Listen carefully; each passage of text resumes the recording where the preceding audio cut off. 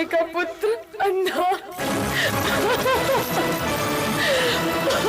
आखिर में द्रौपदी ने तीनों ही रूल्स तोड़ दिए जो कि महर्षि व्यास द्वारा बताए गए थे। हाय एवरीवन, आज की इस वीडियो में हम बात करने वाले हैं महाभारत से जुड़ा एक ऐसा मोस्ट इंपॉर्टेंट लेसन जो हम सभी को महाभारत से सीखना ही चाहिए। ये लेसन की इंपॉर्टेंस जितनी महाभारत के टाइम पे थी उतनी ही सेम इंपॉर्टेंस आज के टाइम भी है। ये लेसन हमें सीखने को मिलता है द्रौपदी से।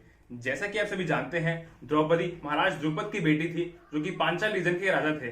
द्रौपदी सीधा यज्ञ कुंड से प्रकट हुई थी और जब वो प्रकट हुई थी तब एक आकाशवाणी भी हुई थी कि ये पूरे भारतवर्ष का इतिहास बदल कर रख देगी। द्रौपदी की मुलाकात एक बार महर्षि व्यास से होती है। फिर वो अपना भविष्य जानने के लिए काफी ज्यादा उत्सुक हो जाती है और वो महर्षि व्यास से रिक्वेस्ट करती है कि वो उसे उसका भविष्य बताएं। लेकिन महर्षि व्यास उसे इग्नोर कर देते हैं और वो कई बार ये प्रयास करती है और हमेशा महर्षि व्यास उसे इग्नोर कर देते हैं। लेकिन कई प्रयास करने के बाद आखिरकार महर्षि व्यास उसे उसका भविष्य बताने के लिए राजी हो गए। जब महर्षि व्यास ने द्रौपदी का हाथ देखा तो काफी ज्यादा हंसने लगे। फिर द्रौपदी काफी ज्यादा कंफ्यूज्ड और उत्सुक हो गई अपना भविष्य जानने के लिए। तब महर्षि व्यास ने कहा, तू लाखों करोड़ों मृत्यु का कारण बनेगी।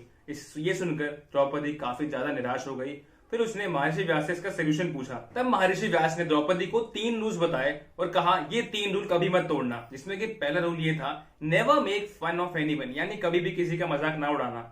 और आप जानते हैं द्रौपदी ने ये रूल तोड़ दिया था। एक बार जब इंद्रप्रस्थ के माया भवन में दुर्योधन घूम रहे थे और जैसा कि आप जानते हैं उस माया भवन में जैसा दिखता है वैसा होता नहीं है, यानी अगर सामने आपको पानी दिख रहा है तो पानी नहीं जमीन होती है। सेम ऐसे दुर्योधन के साथ हुआ था। उन्होंने सोचा सामने जमीन है इसलिए वो चलते गए, लेकिन सामने पानी था जिसमें वो गिर जाते हैं और फिर द्रौपदी उन्हें काफी ज्यादा मजाक उड़ाती है।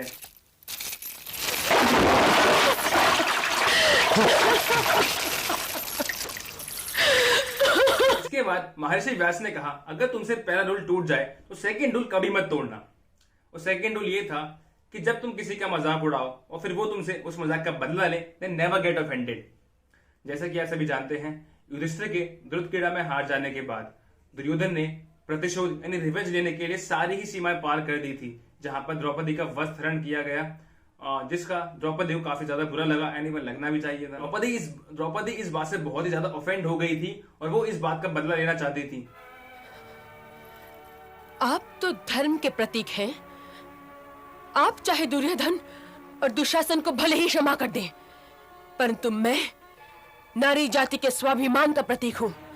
मैं उन्हें कभी क्षमा नहीं करूंगी।